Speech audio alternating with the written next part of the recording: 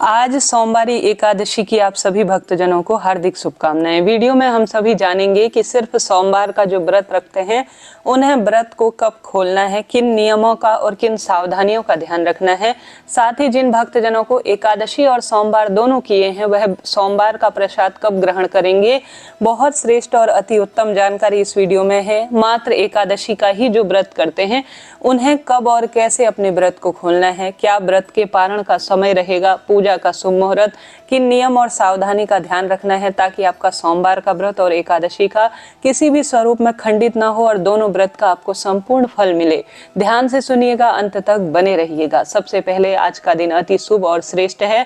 ऐसे में भगवान का सुमिरन करते हुए आप कमेंट्स में जय श्री नारायण, हर हर महादेव लिखना ना भूले। सबसे पहले बात कर लेते हैं जिन भक्तजनों ने आज की श्रेष्ठ तिथि में व्रत किया है वह धन्यवाद के प्रार्थी हैं, उनकी मनोकामना निश्चित रूप से पूर्ण होने वाली है। अब आप सभी ने व्रत उपवास धारण कर लिया होगा, देवताओं का पूजन निमित्त भी आपने सब कुछ कर लिया होगा। ऐसे में सबसे पहले आज आप सभी को दान जरूर करना है। दान आप आज शाम को कर सकते हैं या आप जब व्रत को खोलेंगे अर्थात एकादशी व्रत पारण करेंगे, सोमवार के व्रत का पारण करेंगे तब आप दान कर सकते हैं। इच्छा आपकी है। आज भी एकादशी के दिन दान किया जा सकता है। आप द्वादशी के दिन कल सुबह भी दान कर सकते हैं। अब दान हमारी जो व्रत पूजा पाठ होता है उसे संपूर्ण करता है। एक थाली लीजिए, एक प्लेट लीजिए, उसमें एक समय का आटा, दाल, चावल आप सभी जो कि विशेष तौर पर कुछ दक्षिणा रखकर, मौसमी फल रखकर आप उसके ऊपर 3 बार हाथ में जल लेकर उसे घुमाकर श्री नारायण के सम्मुख प्रस्तुत कर आप किसी मंदिर में, योग्य मंदिर जहां पर पुजारी जन सेवा करते हैं भगवान की, वहां पर आप दान कर आइएगा। अन्नदान हमारे पितरों को सुख प्रदान करता है और हमारे जीवन को सार्थक करता है। तो आज शाम तक जब भी आपको समय मिले तब दान करें, नहीं तो कल सुबह व्रत खोलते समय आप दान करें, तभी आपका व्रत संपूर्ण होगा। अब आप सभी को भोजन संबंधी नियमों का ध्यान कैसे करना है, सोमवार का प्रसाद कब खाना है, जो लोग प्रदोष का व्रत करते हैं उन्हें कैसे नियमों को पालन करना है वह भी आप सुन लीजिएगा। कल मंगलवार को भौम प्रदोष का, मंगल प्रदोष का व्रत किया जाएगा और परसों को सावन की शिवरात्रि है जो कि अपने आप में अद्भुत है। तो आप सभी के लिए यह दिन बहुत खास है। सुनते हुए जाइएगा, एक एक शब्द महत्वपूर्ण है। आप सभी ने आज व्रत किया होगा, चाय पानी भी आप सभी पी सकते हैं, कॉफी भी आज पूरे दिन भर में पी सकते हैं। इस व्रत में फलाहार आप कर सकते हैं, कोई चिंता टेंशन की बात नहीं। परंतु सावधान, भगवान को जो भी चीज, आप चाय पी रहे हैं तो कोशिश करें भगवान सबसे पहले स्मरण करें।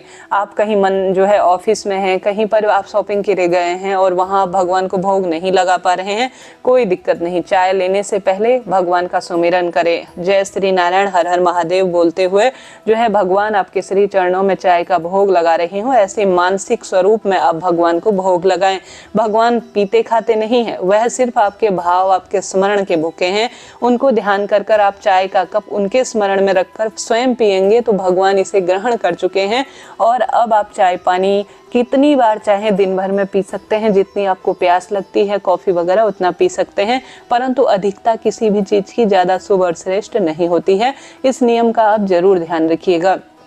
अब आप सभी को घर में हैं तो फलाहार जो भी आप सभी बना रहे हैं, जैसे साबूदाने की खीर बनाए हैं या आप सभी कोई मखाने की खीर बनाए हैं या आलू वगैरह बनाकर उबालकर जिस भी स्वरूप में आप सूखा हलवा वगैरह बनाते हैं, सबसे पहले उसे भगवान को भोग लगाएं। चाय पानी भले ही आप कितनी बार करें, परंतु फलाहार वगैरह एक बार बैठकर तसल्ली से आप आसन में भगवान को सबसे पहले भोग लगाएं। उसे भगवान ग्रहण कर चुके होंगे, फिर प्रसाद स्वरूप घर के सदस्यों को वितरित कर स्वयं आप ग्रहण करें। फलाहार गौ माता को भी खिलाना जरूर से चाहिए। आज के दिन आप सभी को फलाहार इस तरह से बैठकर आसन में ग्रहण कर लेना चाहिए। सारी चीज जो फलाहारी ड्राई फ्रूट हैं या कोई भी जैसे अखरोट, खजूर, दूध में इसे मिलाकर आप पी ले हैं तो दिन भर आपको भूख प्यास किसी भी स्वरूप में लगती नहीं है, शरीर में एनर्जी बनी रहती है। तो ज्यादा से ज्यादा फलाहारी आप चीजें एक साथ बैठकर खा सकते हैं। बार बार इन्हें खाने में मुंह जूठा ना करें, नहीं तो आपका जो जब तक तप है वह किस कार्य का है, बार बार आपको भोजन की याद आ रही है, आप भगवान का नाम जाप नहीं कर पा रहे हैं, तो यह शुभ श्रेष्ठ नहीं है। एक जगह बैठे तसल्ली से अच्छी तरह से फलाहार आपसे जितना हो पाता है, भूख से थोड़ा कम ही खाना चाहिए। पूर्ण रूप से तृप्ति अति जो है किसी चीज की अच्छी नहीं है। सामान्य सरल तरीके से फलाहार आप ले लीजिए। चाय पानी आप जितना चाहें उतना आप खा सकते हैं। अब जो भक्तजन सोमवार का व्रत करते हैं उन्हें किस तरह से नियमों का पालन करना होगा। कई भक्तजन एकादशी का व्रत नहीं करते हैं। आज आपको कोशिश करनी है, अगर आप चाहते हैं कि आपको दो देवताओं की कृपा मिले, शिव नारायण की, और आपके जीवन में खुशियों की बरसात हो, तो इसके लिए आप सभी को आज अन्न का त्याग करना चाहिए। अन्न ग्रहण आज के दिन एकादशी के दिन नहीं करना है। शास्त्रों में लिखा गया है जो भी भक्त आज के दिन अन्न ग्रहण करता है एकादशी के दिन वह नरक का गामी होता है। पितृ भी इससे अतृप्त माने जाते हैं। तो आप सोमवार व्रत करें या एकादशी करें, किसी भी स्वरूप में कोई भी किसी भी व्रत में आज कोशिश करें आप अन्न सेवन न करें। आज सोमवार व्रत करने वाले भी फलाहार ही शाम को करते हैं, तो इसे अति शुभ और अति श्रेष्ठ माना जाएगा। अब आप सभी के प्रश्न आते हैं कि सोमवार के दिन जो हम 16 सोमवार करते हैं या सामान्य सोमवार करते हैं तो भगवान को हम भोग लगाते हैं, उसका हमें क्या करना चाहिए। उसे आप गौ माता को खिला दीजिए, भगवान को भोग लगा दीजिए, घर के सदस्यों को वितरित कर दीजिए। उसके बाद आप अपने पास उसे रख लीजिए अपने फ्रिज में, और या किसी फ्रिज नहीं है, हॉस्टल वगैरह में रहते हैं तो किसी पानी के बर्तन में आप रख दीजिए, ऊपर से ढक दीजिए ताकि यह खराब ना हो, चींटी वगैरह इसमें प्रवेश ना करें। कल सुबह व्रत के पारण में जब आप सुबह उठेंगे, आज शाम को आप दिया बाती कर कर फलाहार ही भोजन करें। इससे आपके दो व्रतों का मान रहेगा, एकादशी तिथि का मान रहेगा। भले ही आप व्रत करते हैं या नहीं भी करते हैं तो भी आपको सर्वश्रेष्ठ फलों की अति उत्तम रूप में प्राप्ति लगेगी और कोई भी दोष आपके जीवन में नहीं रहेगा। तो इस चीज को नोट करते हुए चलिएगा। आप दिन में फलाहार कर रहे हैं, बहुत बढ़िया है, कोई दिक्कत नहीं। आप शाम को सोमवार व्रत करते हैं या एकादशी ही करते हैं तो आप शाम को फलाहार ही करें किसी न किसी स्वरूप में, भले ही आप सोमवार करें, सोमवार व्रत या एकादशी करें, परंतु आज फलाहार ही करें। परंतु आपसे नहीं रहा जाता, इतना फलाहारी व्रत आपसे नहीं होता रात्रि दिन का, तो आपकी इच्छा है आप सावन सोमवार का ही सिर्फ व्रत करते हैं, आपसे अन्न बिना नहीं रहा जाता, तो शाम को दिया बाती के बाद थोड़ा प्रदोष काल बीत जाए, करीब करीब 7, साढ़े 7, 8 बजे बाद आप जो है अन्न ग्रहण, आज सोमवार का दिन है, आपसे नहीं रहा जाता है तो आप कर सकते हैं। परंतु सावन सोमवार व्रत में मीठा ही भोजन किया जाता है, नमक का प्रयोग नहीं किया जाता है। शाम को प्याज लहसुन तामसिक चीजें घर पर बनने ना पाए आप भी सेवन ना करें, नहीं तो आपका सोमवार व्रत भी खंडित हो जाएगा।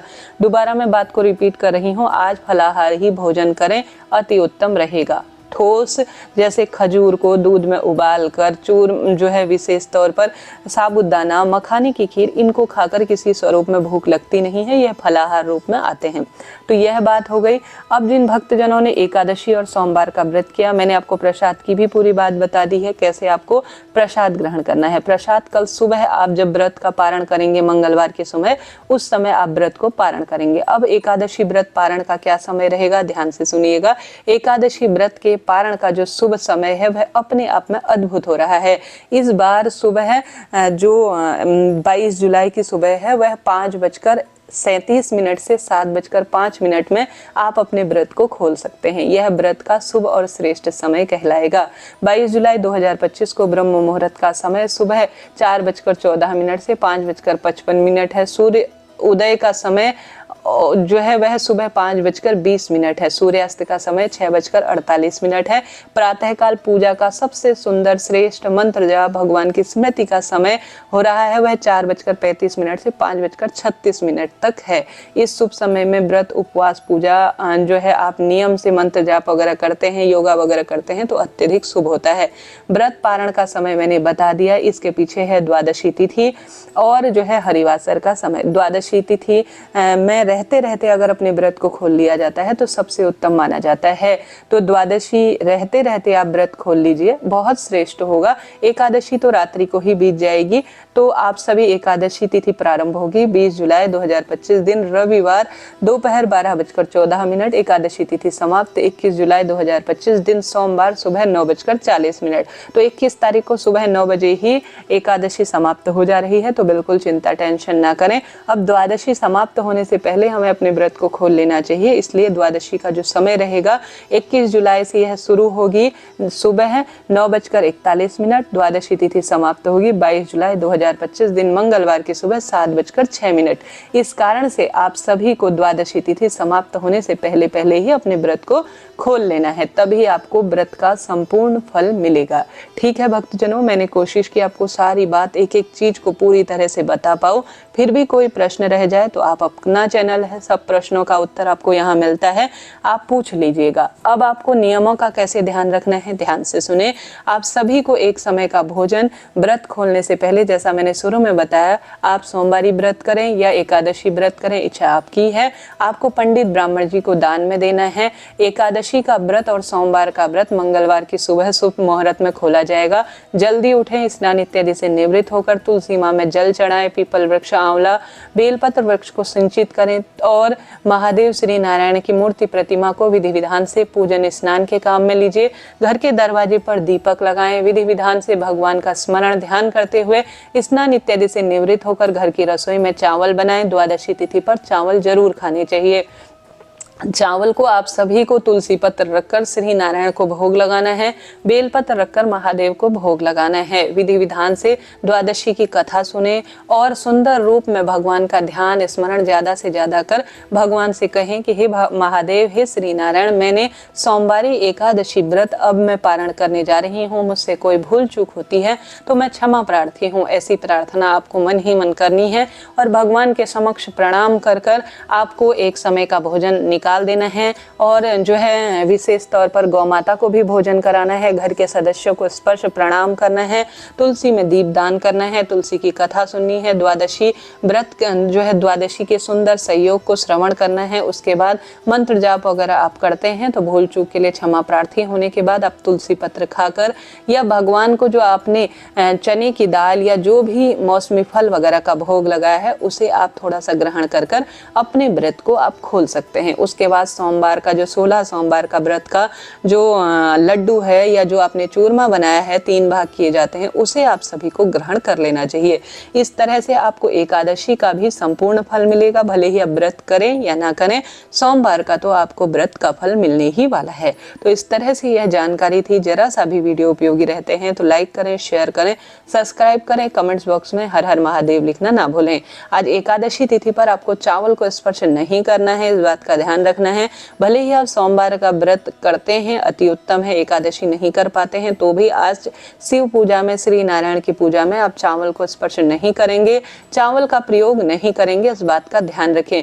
पूरे दिन भर में गलत असंगत गलत आदत, किसी की चुगली, झूठ, छल कपट, अनावश्यक व्यर्थ इधर उधर की बातों में अपना समय व्यतीत ना करें, नहीं तो आपका व्रत खंडित हो जाएगा। भगवान का सुमिरन करें, एकादशी व्रत की कथा सुने और भगवान का नाम जाप ज्यादा से ज्यादा आज आपको करना है। भजन कराइए, कथा सुनिए, भगवान का सुमिरन कीजिए, भाग्य प्रबल होगा, दुख दारिद्रता का अंत होगा।